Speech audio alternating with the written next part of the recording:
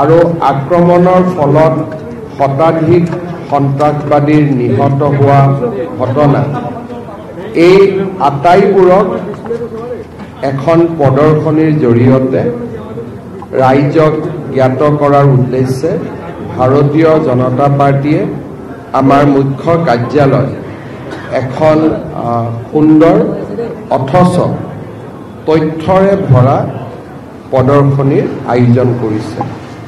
প্ৰধানমন্ত্ৰী নৰেন্দ্ৰ মোদী ডাঙৰীয়াৰ বজ্ৰ কঠোৰ নেতৃত্ব আৰু ভাৰতীয় সেনা বাহিনীৰ বিশাল সাহস শৌৰ্য আৰু বীৰ্যই কেনেকৈ পাকিস্তানৰ সন্ত্ৰাসবাদৰ ঘাটিসমূহ ধ্বংস কৰিলে তাৰো এখন চিত্ৰ এই প্ৰদৰ্শনীখনৰ জৰিয়তে আমি দেখা পাম।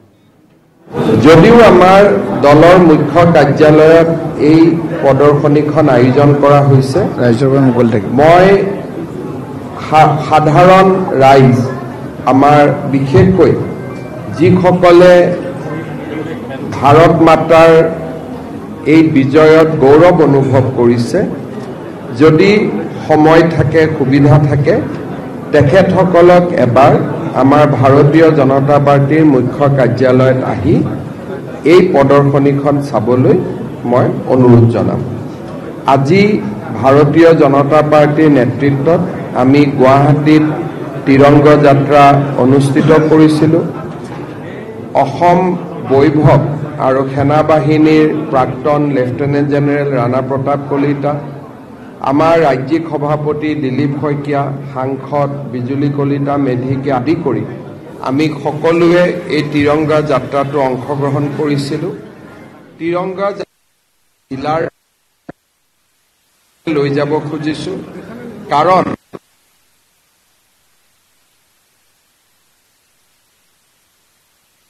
যাতে সদা সচেতন আৰু সদা সষ্টম হৈ থাকোঁ, তাৰ বাবে এই তিৰংগা যাত্ৰায়ো আমাক যথেষ্ট অনুপ্ৰাণিত কৰিব। মই অসমবাসী ৰাইজক এই তিৰংগা যাত্ৰাৰ কাৰ্যসূচীটো অংশগ্ৰহণ কৰিবলৈ অনুৰোধ জনাম।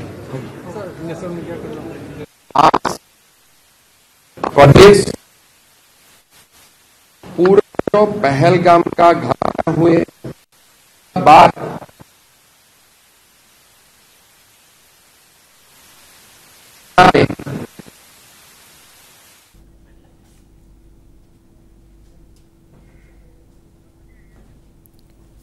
আৰু এয়া বাজপেয়ী ভৱনত বিজেপিৰ ৰাজ্যিক সভাপতি দিলীপ শইকীয়াৰ উপস্থিতিত প্ৰদৰ্শনীত ভাৰতৰ শক্তি শৌৰ্য আজি প্ৰদৰ্শন কৰা হয়।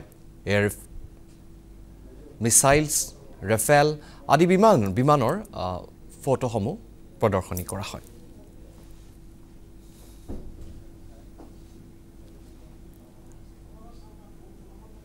Breaking news. পৰকীয়া প্ৰেমৰ বাবে মহানগৰীত আন এক ভয়ংকৰ ঘটনা। এগৰাকী যুৱতীক চোকা অস্ত্ৰৰে আক্ৰমণ অবৈধ প্ৰেমিকৰ। মানপাৰাৰ অৰ্কিড হিলভিউ এপাৰ্টমেণ্টত সংঘটিত হৈছে এই চাঞ্চল্যকৰ ঘটনা। চোকা অস্ত্ৰৰে সৰস্বতী দাস নামৰ যুৱতীগৰাকীক আক্ৰমণ কৰে এপাৰ্টমেণ্টৰ নিৰাপত্তাৰক্ষী দিগন্ত গগৈয়ে। হাউচ কিপিঙৰ ছুপাৰভাইজাৰ আছিল সৰস্বতী দাস। বিবাহিত দিগন্ত গগৈৰে প্ৰেমৰ সম্পৰ্ক আছিল সৰস্বতীৰ। সংকটজনক অৱস্থাত GMCHত ভৰ্তি কৰোৱা হয়।